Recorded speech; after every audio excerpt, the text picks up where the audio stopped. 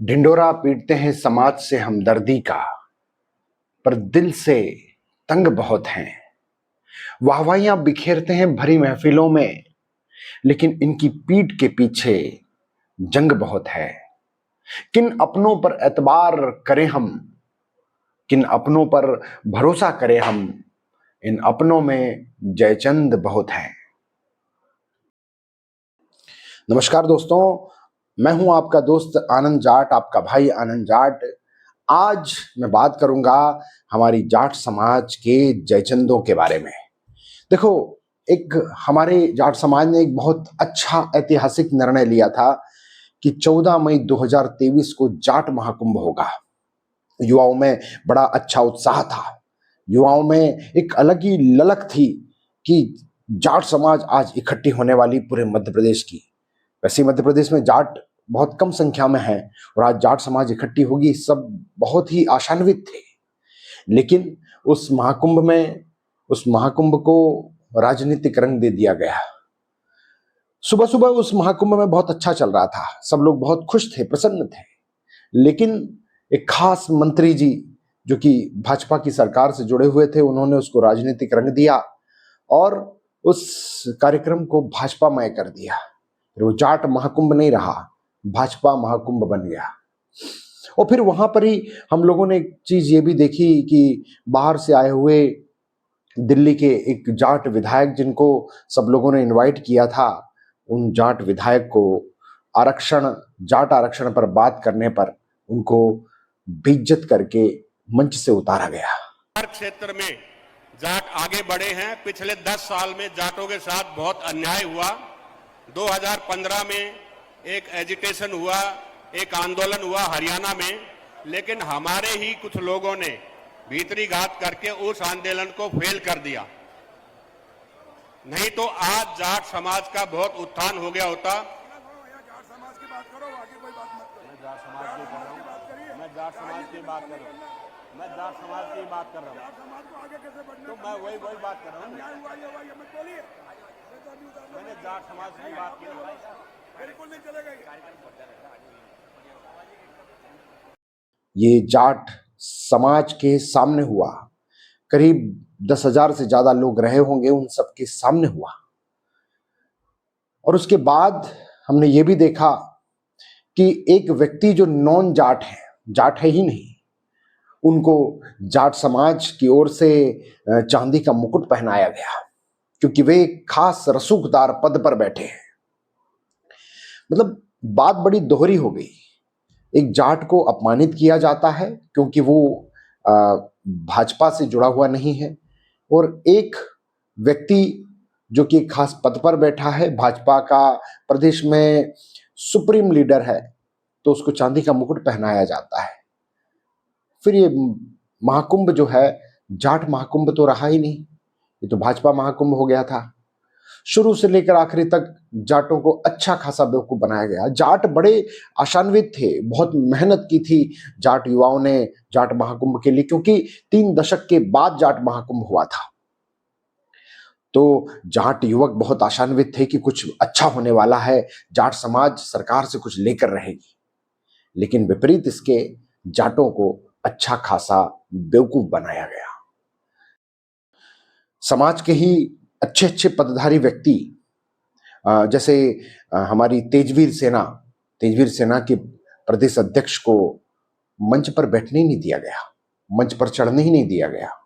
समाज के बहुत अच्छे अच्छे जो प्रतिष्ठित लोग थे, उनको मंच पर चढ़ने नहीं दिया गया, केवल भाजपामय मंच बनाए रखा गया। जाट समाज को उस समय निराशा तो बहुत हुई। जाट समाज करती भी क्या, एक बड़े मंत्री रसूखदार व्यक्ति, उनके सामने बोलना ही बड़ा खतरनाक काम माना जाता है। डर का माहौल बना हुआ समाज में, और जाटों को ऐसे लपेटा गया। एक बोर्ड बना गया तेजाजी बोर्ड, और तेजाजी बोर्ड का अध्यक्ष बनाया गया आदरणीय लक्ष्मी नारायण जी गोरा उर्फ पप्पू गोरा जी को। सबको अच्छा लगा। वैसे एक बात कहें, हमको उसी समय लग रहा था कि जाट समाज को बेवकूफ बनाने का अच्छा खासा इन्होंने प्लान तैयार किया है। लेकिन क्या है कि हम उस समय कुछ बोले नहीं। बोलते तो सब बोलते कि भाई ये तो जाट समाज की इन चीजों का विरोध कर रहा है। क्या है कि हम थोड़े से ज्यादा सोचते हैं, समझते हैं। अब उस समझ का प्रभाव है कि हम समझ पाए थे कि आगे होने वाला क्या है। हमें पता था कि इस तेजाजी बोर्ड का कुछ नहीं होगा। तेजाजी के नाम का अपमान हुआ है देखा जाए तो। तेजाजी बोर्ड के अध्यक्ष बने और तेजाजी का मंदिर उज्जैन में सरकार के द्वारा तोड़ा गया, लेकिन तेजाजी बोर्ड के अध्यक्ष के मुंह से आह तक नहीं निकली। उल्टा वे सरकार की तरफ से दलील देते रहे। तेजाजी बोर्ड बिना किसी विकास कार्य के, तेजाजी बोर्ड बिना किसी उन्नति किए, बिना किसी अच्छे काम के, जाट समाज का कुछ भी भला किए बगैर 2 साल की अवधि के बाद में अब भंग हो गया। भाई एक बात कहूं, जाटों का अपना खुद का दोष है। आप लोग पार्टियों को ज्यादा प्रधानता देते हो, समाज को कम प्रधानता देते हो। पार्टियां आपके लिए ज्यादा जरूरी है, समाज इन लोगों के लिए, बहुत सारे ऐसे लोग हैं जिनके लिए जरूरी नहीं है। मैंने देखा है हमारे हरदा में, मैं हरदा का हूं, मेरे हरदा में जाट समाज और भाजपा पार्टी दोनों को चुनने की बात आती है तो कई लोग ऐसे हैं जो पार्टी की तरफ जाके खड़े हो जाते हैं। अभी अभी मेरे साथ एक इंसिडेंट हुआ था। एक आरएसएस के एक आरएसएस से निकाले हुए एक व्यक्ति हमारे यहाँ पर रहते हैं, मुख्यमंत्री जी से उनकी काफी नजदीकी है, रसूखदार व्यक्ति हैं। उन्होंने एक षड्यंत्र का जाल फेंका और मुझे फंसाया, और मुझे फंसाने के लिए एक सीधे साधे जाट का इस्तेमाल किया गया।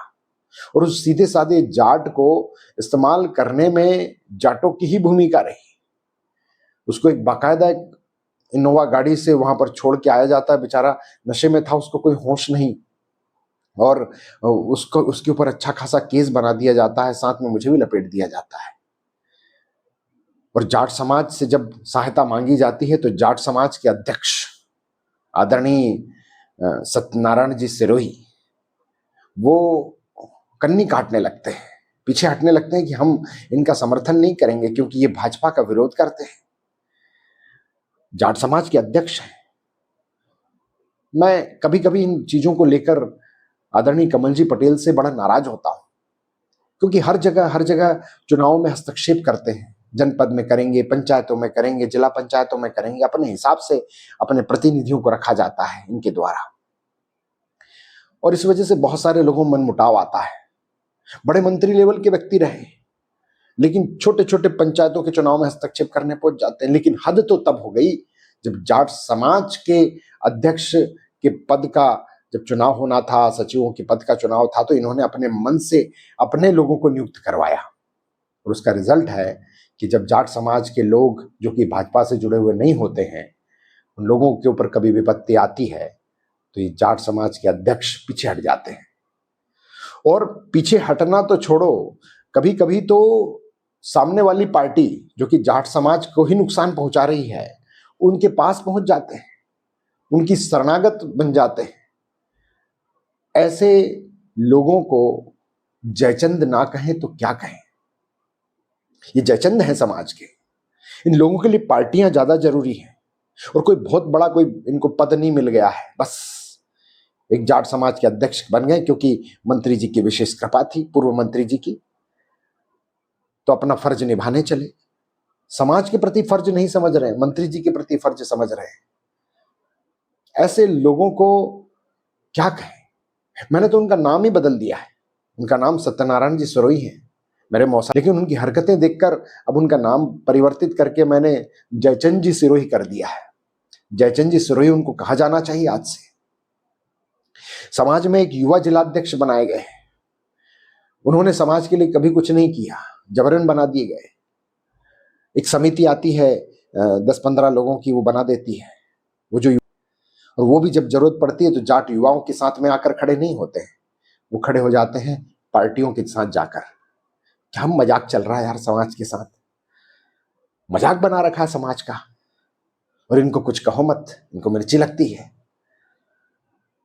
तो क्या है, इन सब चीजों को देख देख कर मन बिल्कुल खराब हो गया है यार। क्या समाज बनाई है हमने। कायदे से जाट समाज के अध्यक्ष पदों का चुनाव होना चाहिए, लोकतांत्रिक तरीके से उनको चुना जाना चाहिए, लेकिन नहीं, कमल जी पटेल एक समिति बनाते हैं और वो समिति उनको चुन लेती है। तो इस तरह से समाज का दोहन हो रहा है। आरक्षण के भी ऊपर भी जब बात आई तो हमारे 30 से अधिक युवा शहीद हो गए, लेकिन उन शहीदों का भी सौदा कर लिया गया और आज जाट आरक्षण बिल्कुल खत्म होने की स्थिति में है। 2016 का मैं यदि अपना यूपीएससी का रिजल्ट दिखाऊं ना, तो आप देखोगे कि सिलेक्शन लिस्ट में ओबीसी कैटेगरी से मैं सिलेक्ट हूं, लेकिन जनरल कैटेगरी सेंट्रल में होने की वजह से मैं सिलेक्ट नहीं हो पाया। ओबीसी कैटेगरी का कट ऑफ गया था 745 नंबर का और मेरा स्कोर था 748 नंबर, और जनरल का कट ऑफ गया था 787 नंबर। यूपीएससी का स्कोर रहा है, इस वजह से मैं सिलेक्ट नहीं हो पाया। यदि जाट समाज आरक्षण लेके रहती तो आज शायद मैं कोई अच्छा अधिकारी होता। और मेरी तरह ऐसे बहुत सारे युवाओं का दोहन होता है, मैं तो एक उदाहरण हूं। और जाट समाज के ऊपर जब विपत्ति आती है, लोग जो है पार्टियों का पक्षधर हो जाते हैं। और क्या भाजपा, क्या कांग्रेस, क्या दिया इन पार्टियों ने? और सबसे ज्यादा तो जाट समाज को किसी ने यूज किया है और नुकसान पहुंचाया तो वो भारतीय जनता पार्टी है। मैं खुद भारतीय जनता पार्टी में बिलोंग करने वाले परिवार से रहा हूं, लेकिन आज हमारा मन उब गया है, क्योंकि आरक्षण के नाम पर इन्होंने खूब बेवकूफ बनाया। यूपी में जब चुनाव हुआ तो इन्होंने मूंछ का बाल रखने की बात कही थी अमित शाह जी ने, और बाद में आरक्षण के नाम पर हमको बिल्कुल ठेंगा दिखा दिया। आज तक नाम ही नहीं ले रहे। आज आई थिंक मेरे हिसाब से 7 करोड़ से ज्यादा जाट हैं पूरे देश में। पूरे देश का 5% जनसंख्या हम होल्ड करते हैं, एक बड़ा आंकड़ा होता है। लेकिन इसके बावजूद भी आज यदि हम लोगों को आरक्षण नहीं मिल रहा है और उस पर कोई चर्चा भी नहीं हो रही, तो ये सोचनीय विषय है। जाट समाज के युवाओं को प्रताड़ित किया जा रहा है, फर्जी केस बनाए जा रहे हैं, विकास के नाम पर बेवकूफ बनाया जा रहा है कि ये बोर्ड आया, वो बोर्ड आया, कैबिनेट मंत्री का दर्जा दिया गया, और जब वो बोर्ड का से हटाया गया तो सीधे सीधे उनको मंडल प्रभारी बना दिया। मतलब कितना नीचे गिरा दिया। मतलब ये जाट समाज की सरेआम बेइज्जती है। जो हमारे तेजाजी बोर्ड के अध्यक्ष थे, उनको मंडल प्रभारी बना दिया। कितना बुरा बिताया हमारे साथ। लेकिन ये जयचंद बहुत सारे ऐसे हैं जो तारीफ कर रहे हैं कि नहीं नहीं, ये तो बहुत अच्छा हुआ है। भाजपा में तो देखो कितनी अच्छी बात है कि लोग तो छोटा पद लेने के बाद में भी राजी हैं। अरे वो राजी होंगे, लेकिन हम राजी नहीं है। हमारे व्यक्ति को आपने ऊपर उठाकर एकदम से नीचे पटक दिया बिना किसी गलती के, हम कैसे सहन कर सकते हैं? और कुछ कहो मत साहब, कहें तो हम ही को ऊपर से जाट समाज का विरोधी कहने लगते हैं। क्या कहें, मन खट्टा हो गया इन जयचंदों से। देखो अभी भी समझ जाओ, समाज ज्यादा इंपॉर्टेंट है। जिसकी सामाजिक एकता होती है ना, वो ज्यादा पूजे जाते हैं। उनको टिकट के लिए हाथ फैलाने की जरूरत नहीं पड़ती, टिकट उनके घर आते हैं। लेकिन टिकट के लिए जाट महाकुंभ को यदि भाजपा महाकुंभ बना दोगे तो फिर टिकट घर नहीं आएंगे। टिकट के लिए हाथ फैलाने पड़ेंगे और करोड़ों रुपए देने पड़ेंगे। आपकी ताकत वहीं कमजोर हो जाती जब आप समाज का उपयोग करने लग जाते हो। आपकी ताकत वहीं कमजोर हो जाती है जब आप समाज के युवाओं का भविष्य बिगाड़ने लग जाते हो। आप समाज के युवाओं पर फर्जी केस लगा लगा कर जेल में ठूंसने लग जाते हो। तब समाज आपसे पीछे हट जाती है और आपको ठेंगा दिखा देती है। आपका चुनाव का कार्यक्रम पूरा बिगड़ जाता है, आपके करोड़ों बिगड़ जाते हैं, करोड़ों रुपए खराब हो जाते हैं। तो इस पर विचार किया जाना चाहिए।